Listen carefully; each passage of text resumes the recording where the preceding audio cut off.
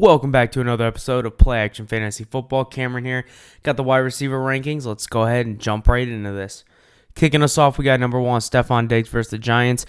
Tyreek Hill did his thing last week against the Giants, and Stefon Diggs and Josh Allen still have that connection going. He's going to be my number one this week. Number two is going to be Jamar Chase versus Seattle Seahawks. This is a home game for Chase, and Chase and Burrow finally have that connection going. Absolutely love it. That's a great sign all the way through.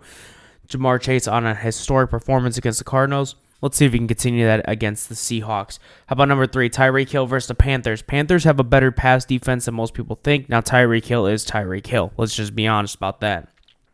Tyreek Hill versus the Panthers, though, is definitely a good option, and that's why he's number three. He's going to do his thing regardless of the matchup. Number four, we got Cooper Kupp versus the Cardinals. He came back in and was an immediate factor. Definitely like Cooper Kupp in this matchup, especially after what Jamar Chase did against the Cardinals himself. Number five, we got Keenan Allen coming off a bye week, finally getting a little bit of a rest. He's going up against the Cowboys at home in LA. The good news for that is the fact that the Cowboys just got obliterated. Their defense has not been the same ever since losing Diggs, and also Micah Parsons is a little banged up as well. That defense in general is banged up, but those two guys are main factors. Keenan Allen, I like the matchup this week. How about number six, Chris Olave at the Texans? Yeah, he didn't have the best day against the Patriots. They didn't really need him to have the best day. But this is the thing with the Texans. They have a better run defense than they do a pass defense, and I think that's going to be a good factor for Chris Olave. He's number six for me. How about number seven, another historic performance this week? DJ Moore. I said last week he was fantasy-proof. Didn't matter the matchup, and it definitely proved last week. So he put up 52 in some leagues, 48 depending on your scoring. I mean, it was ridiculous. But DJ Moore versus the Vikings at home in Chicago, number seven for me. Number eight is going to be A.J. Brown at the Jets.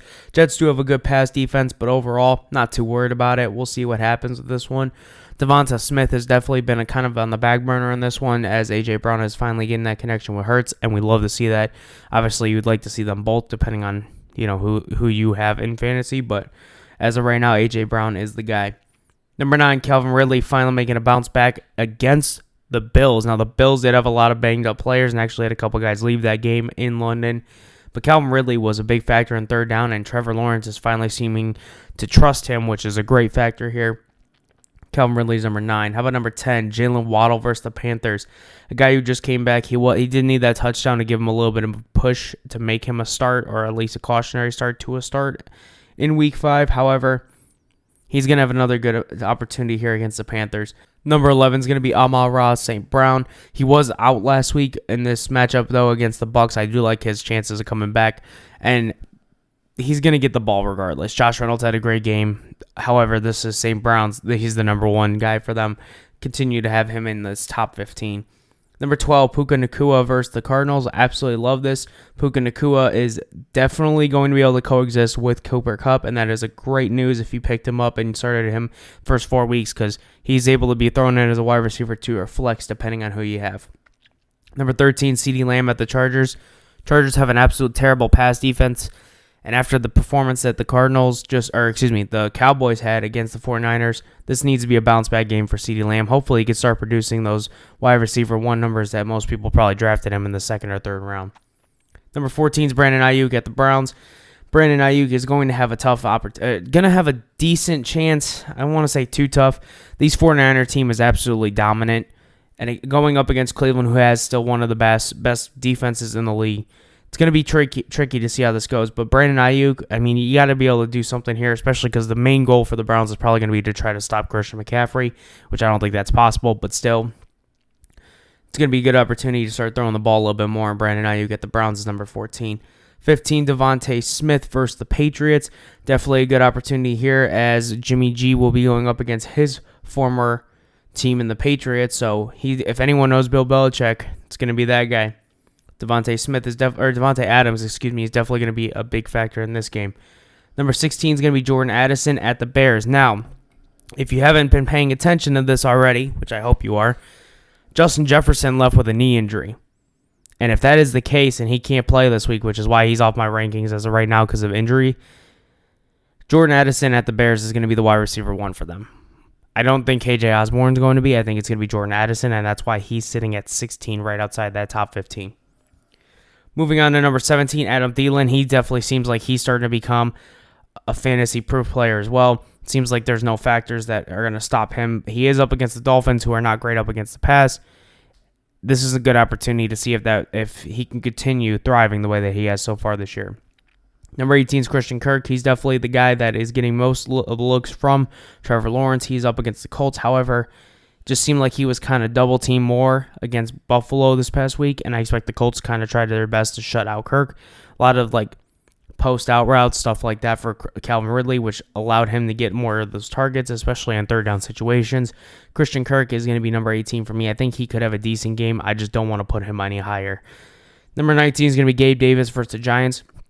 He did phenomenal against the Jaguars, and I can see that continuing here against the Giants here in Week 6. Number 20 is going to be Zay Flowers. He's the guy for Lamar Jackson. I've been saying it. You might as well just hammer it home. He's up against the Titans. They're one of the worst pass defenses as well in this league. They're in the bottom 25. Continue to have Zay Flowers in this ranking as well. He's number 20. Number 21 is going to be DeAndre Hopkins in a phenomenal game against the Colts, and he's finally starting to show up here in Week 5 with a 22-point performance, depending on scoring. In my league, he was about 20 to 22 points. And now he goes up against the Ravens, who are a little banged up still in that secondary and stuff. So I'm concerned with the Ravens defense, and that's why I like Hopkins here at 21. Number 22 is Michael Pittman Jr. When they played the Jaguars last time at home, he had Anthony Richardson. But it doesn't seem to matter who the quarterback is, as now it looks like it's going to be Gardner Minshew. At the Jaguars defense had played a little bit better against the Bills, I will admit. However, I got to see that more than just 1 week, and I think that this is still going to be an opportunity for Michael Pittman to put up numbers. He's number 22. Number 23 is going to be Deebo Samuel at the Browns. Like I said, Brandon Ayuk is definitely going to have a tough matchup. So is Deebo Samuel. But Brandon Ayuk seems to be the number one guy for Brock Purdy, which is why he's ranked higher. Now, Deebo Samuel did have a really good game against the Cowboys. Obviously, they're going to focal point that Christian McCaffrey is their main weapon, but these guys are going to have a good opportunity this week. Deebo Samuel has a chance here, and that's why he's number 23. Number 23 is Marquise Brown. With Josh Dobbs, it doesn't matter. He's definitely putting up numbers, and we absolutely love that. So he is up against the Rams. Rams have been a little shaky in times, and I do like this opportunity. It seems like Dobbs is just poised in that pocket and able to get the ball out and just get it to where he needs to get it. And Marquise Brown is definitely a guy that is contributing on that factor. So he is number 24 for me. How about number 25, Drake London versus the Commanders? Yes, Drake London, he put up 11 points 2 weeks ago and put up 13 this past week. Now, those were up against a little bit tougher defenses. The Commanders just got smoked by the Bears, and that's absolutely unbelievable considering how that game went. But Drake London has a good opportunity here, and Desmond Ridder seems to be doing a little bit better as the time goes on in the season, so I expect Drake London to have at least a decent game. Speaking of a Commanders player, Terry McLaurin's number 26 for me at the Falcons.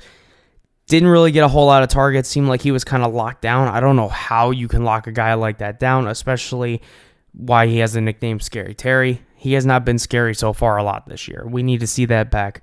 But Terry McLaurin is definitely a guy I think who could factor into this game and have a decent week against the Falcons. 27 is going to be Nico Collins versus Saints. Saints do have a tough pass defense. However, Tank Dell is questionable with a concussion, which is why I have him up there a little bit in this top 30. He's going to be the main guy for C.J. Stroud regardless, with Tank Dell or without. And now Collins has a chance to show that in Week 6. KJ Osborne's going to be number 28 for me at the Bears. Again, similar thing with him. He hasn't been getting a whole lot of targets, but now he gets moved to a wide receiver 2 if Justin Jefferson is out. Now, Justin Jefferson, like I said, is not on this list just because of the fact that it seems like he's going to be out a couple weeks. We're waiting to see the official word, but it does seem like he'll be out at least a couple weeks. And they got a bye week coming up too soon, so I'm not too worried about that. He'll be bouncing back anytime soon. Number 29, we got Devonta Smith at the Jets. This is a good opportunity for him to hopefully have a bounce back here. The Jets are going to be trying to look at Sauce Gardner to shut down A.J. Brown, which should open up the door for Devonta Smith. And that's a matchup that hopefully could put Devonta Smith back on fantasy relevance here in Week 6. And ending the list here, we got number 30, Amari Cooper versus the 49ers. This is all depending, obviously, on Deshaun Watson, if he plays or not. But if he does play, Amari Cooper is the number one guy for him. They're going to find a way to get him the ball, even up against his tough defense. And Amari Cooper is such a great route runner and a good separator. I'm not worried about that. That's why he's number 30 for me. But that's going to do it for the wide receiver rankings. Make sure you like and subscribe. Definitely drop a comment below if you have any questions or if you have any issues with the list. Give us your rankings. Other than that, look out for the quarterback rankings later. Have a good one.